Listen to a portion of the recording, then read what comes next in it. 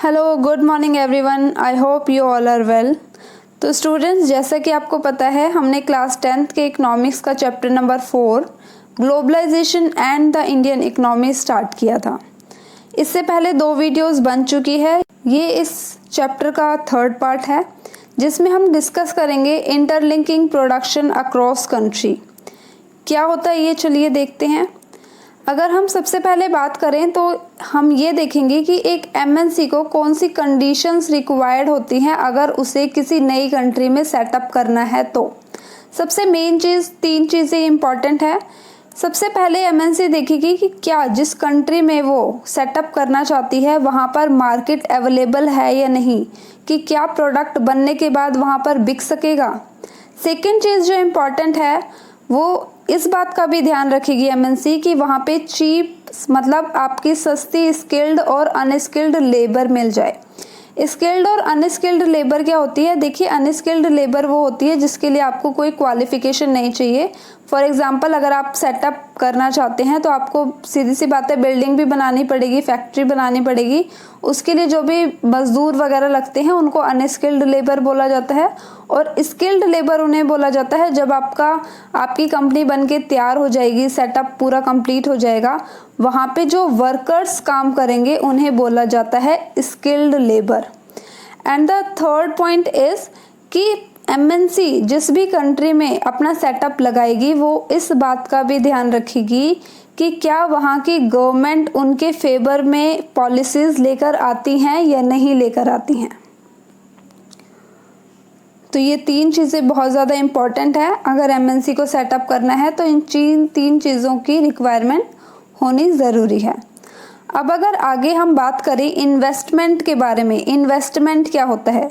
देखिए, इन्वेस्टमेंट सीधी सी बात है, जब भी आप पैसा लगाते हैं किसी चीज़ को खरीदने में, चाहे वो लैंड हो, चाहे वो बिल्डिंग हो, चाहे वो मशीन्स हो या कोई भी इक्विपमेंट हो, किसी भी तरीके से अगर आप पहले पैसा लगा रहे हो और उसका प्रॉफिट आपको बाद में जाके मिलेगा, उसे बोला जाता है इन्वेस्टमेंट।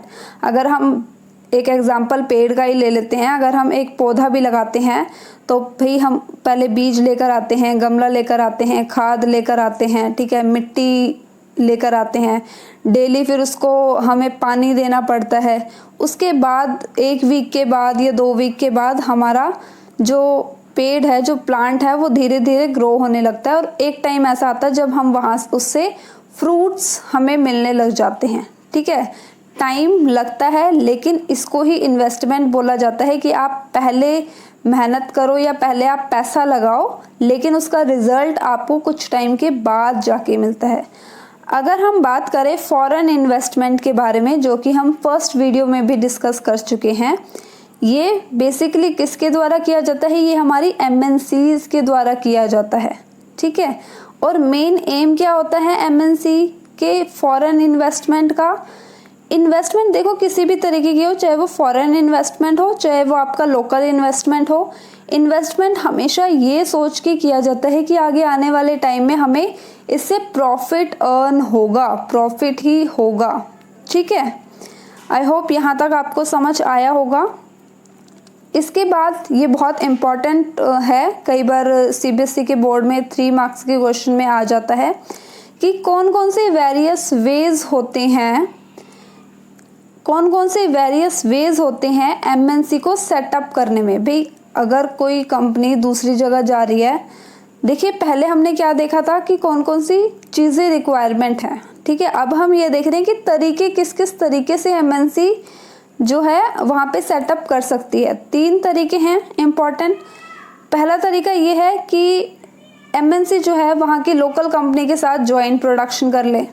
सेकेंड चीज़ ये है कि जो भी वहाँ की लोकल कंपनी है, फेमस कंपनी है, एमएनसी उस कंपनी को ही खरीद लेती है।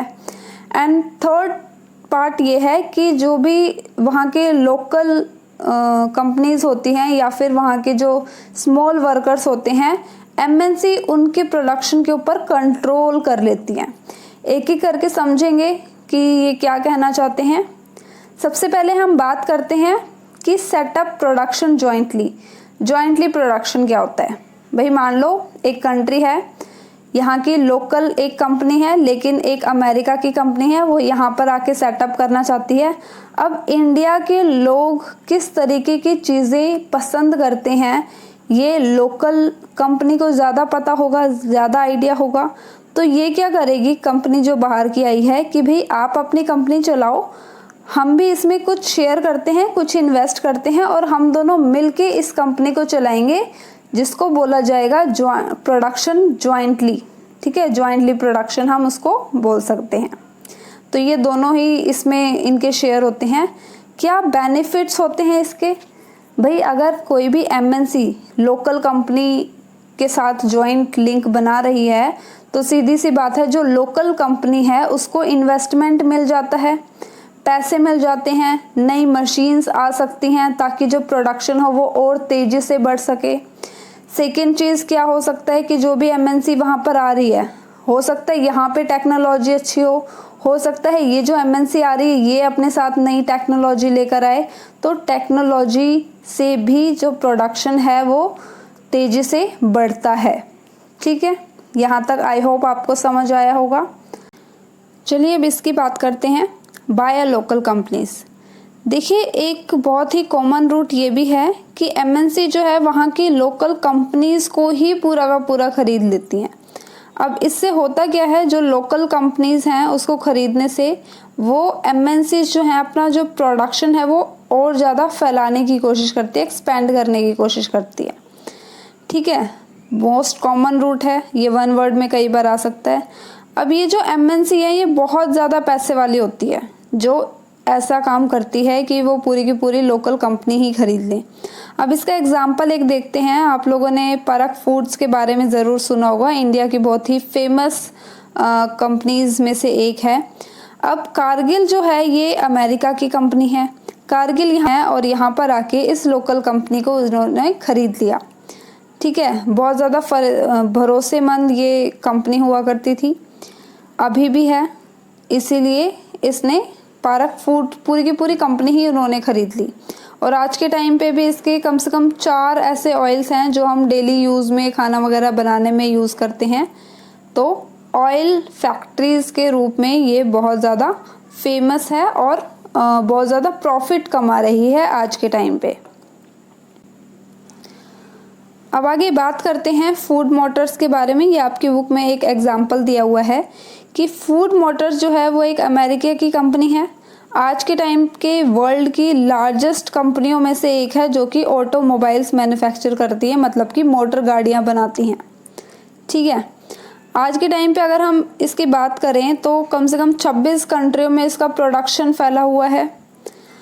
इंडिया में ये 1995 में आई थी और जब जिस टाइम 1995 में फूड मोटर्स भारत में आई थी उस टाइम पे इसने 1700 करोड़ का इन्वेस्टमेंट किया था एक बहुत बड़ा प्लांट लगाने के लिए चेन्नई के पास।